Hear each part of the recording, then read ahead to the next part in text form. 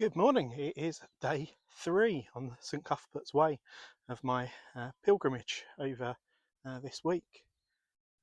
Day 3 marks some significant milestones. I've been walking for 4 kilometres, 2.5 miles. I left Yet home this morning at about 8:15. It's now a bit after 9:15, and I'm up here in the Cheviot Hills, and as you might be able to see by the sky and the fact that I've got normal glasses on, it is not sunny. Actually, we've had a bit of drizzle, and that sort of seems to subside, and I think the temperature is going to creep up over the coming hours. But it's good to be up here in the coolness of the morning, and the views are absolutely stunning, even though it's a little bit misty. It is still wonderful, and I'll turn the camera around a little bit so you can see a bit more. Today's journey sees me to go from Yet home over to Wooler, and although it's a shorter day mileage wise, only about 13 miles, most of the day is spent out in these hills, and already this morning I've walked up a significant amount of ascent. My body feels a little bit stiff today, but not too bad, and actually a couple of miles now into walking, it seems to have loosened up a little bit. So here's to a good day's walking. But let me turn this camera around for you and give you some of the sights. So I've come from down there, I think it's where I started this morning, and I'll sort of see quite in the distance where I've come from. There somewhere's Melrose and some of the hills that we've been up, and so this marks a significant moment. Here's the border. Hard to see it, I guess, marked by this wall here. I don't know if that's Hadrian's Wall or not. Maybe I'll look that up. I'm not sure whether it extends the whole way across the border, but somebody will tell me that I'm being an idiot.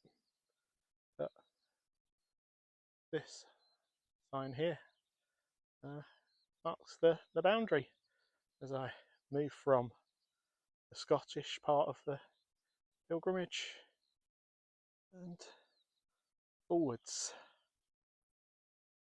into the English side, onto Wooler, and then eventually onto Lindisfarne. So, probably enough from me. I should do a bit of walking. Well, hello. This is a little update on my journey today, and not an update I particularly wanted to make, because I lay down here for a few minutes. It's been a bit of a battle since the last video. I stopped and had to treat some blisters, my first blisters along the way. Managed to get those patched up and sorted out, and then get my head down and ploughed on, and started to feel a bit better. Only to discover, I thought, I haven't seen a sign for a while, and then had that horrible dawning reality that I'd made a wrong turn, or just missed one of the signs completely, and had to retrace my steps, which was I don't know, I've probably done an extra hour and a half, which I probably could have done without, with the blisters coming on as well. So perhaps every pilgrimage needs a wrong turn along the way, but this one feels particularly annoying today.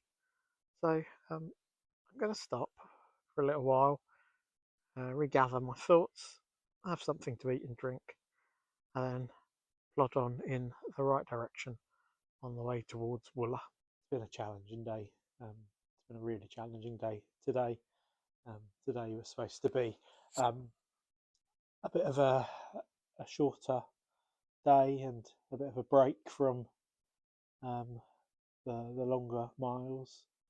As you'll have seen in my last video, things haven't gone to plan such. I ended up, I've just looked back over the map and I think I've done an extra 4 miles on top of things today. My my feet are not in a great place. So my evening trying to get them ready for the morning, and maybe there's something about pilgrimages that they're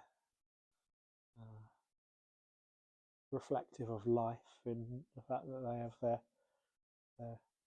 ups and their downs and their struggles, and it's been both a physical and a mental struggle today. And again, maybe a bit like life, it kind of caught me completely unawares. I was walking well, things were fine. I crossed over the border, my feet started to hurt a bit, but we paused and we got that sorted out. But then just getting my head down and sort of ploughing on, perhaps I was so busy looking down and knocking off the miles that I just missed the signpost. And as I went back, it wasn't even hidden. It was pretty obvious. That frustration at the end of turning around and retracing your footsteps, and I just kept coming back to it time and time again, every few miles, thinking, I would have been this much closer if I hadn't have just made that mistake. And again, perhaps that's a bit reflective of life, of going back to the mistakes that we've made, saying, if only I hadn't done this, if only. And I think as I plodded along today and hobbled along a bit towards the end, yes, I was thinking about that, of some of those mistakes that I've made in life, and just how much energy you spend going back, replaying them, what you could have done, what you should have done. And actually, there's no point in going back. In God's eyes, as forgiveness for the past, forgiveness of the person that hurt us, their forgiveness of us if we hurt them, God's forgiveness, but also that reminder, actually forgiving others as we forgive ourselves, and forgiving ourselves is sometimes the hardest thing to do. And so, in amongst the challenges of today, there's been a few spiritual truths to ponder upon, about not treading old ground, but about moving on forwards. So just a few things that were going through my mind in the course of today, and there's not so many photos today. I just I phone in my pack for most of the day, but I will just share this. I was climbing up to one of the higher points, and surprisingly, I saw 3 people in front of me who were actually walking slightly slower than me, which was a surprise because I wasn't going along too much. And as I approached, I got chatting with a guy called Bob from Philadelphia. Bob must have been in his 70s, and his travelling companions were 100 yards in front. A couple of ladies of similar age, and again from the States, and they'd been walking the St Cuthbert's Way, doing it in a slightly different way to me, but our paths had met here, and I tried to sort of encourage him. He was struggling a bit. This was one of the longer days because of the way they're broken it down for them. And just in that process of chatting with him, hearing just a really short part of his story, just for 15, 20 minutes, just took my mind off what was proving to be a difficult day.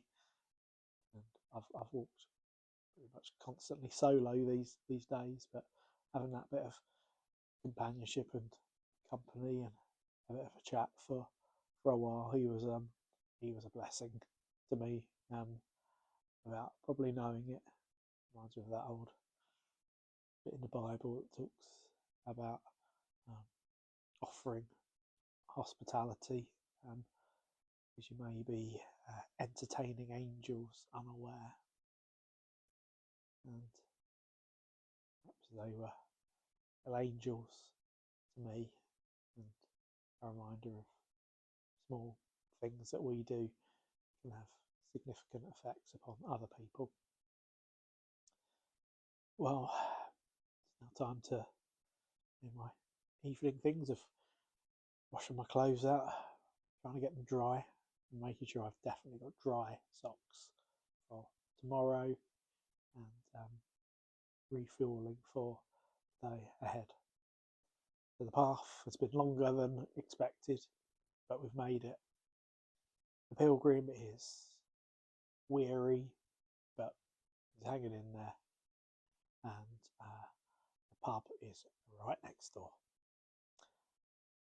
I'll see you tomorrow for the final, not the final day, but the final long leg, which takes us just across the waters just before the pilgrims pass over to Lindisfarne, Holy Island.